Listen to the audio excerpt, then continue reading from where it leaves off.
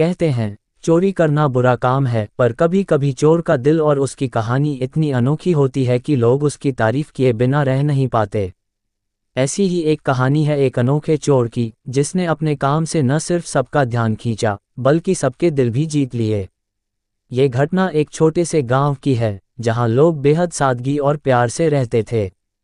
गांव में एक नया चेहरा दिखाई देने लगा, एक युवक जो दिखने में सामान्य था, पर उसकी आंखों में एक अलग चमक थी।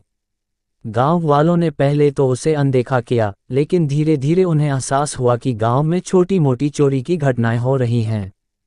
कोई किसान की टोकरी से फल गायब हो जाते, तो किसी दुकान से एक दो रोटियां।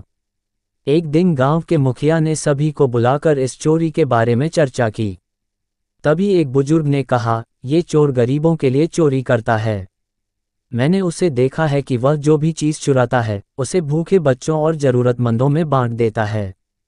ये सुनकर गांव वाले चौंक गए। अगले दिन चोर को पकड़ने की योजना बनाई गई। जब वह चोरी कर रहा था, तब उसे रंगे हाथ पकड़ लिया गया। लेकिन जो उन्होंने देखा, उसने सबको सोचने पर मजबूर कर दिया। चोर ने जो भी चुराया था, उसे एक गरीब विधवा और उसके बच्चों को दे रहा था। गांव वालों ने उससे पूछा, तुम ऐसा क्यों करते हो?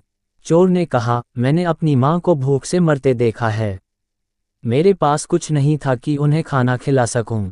तब मैंने कसम खाई कि मैं भूख से तड़पने वाले किसी भी व्यक्ति को ऐसे नहीं मरने दूंगा। मेरे पास साधन नहीं है, इसलिए मुझे चोरी करनी पड़ती है। उसकी सच्चाई और दर्द सुनकर गांव वाले भावुक हो गए। उन्होंने तय किया कि उसे सजा देने की बजाय उसकी मदद करेंगे। गांव के हर व्यक्ति ने थोड़ा थोड़ा योगदान दिया और चोर को एक छोटा सा काम शुरू करने का मौका दिया।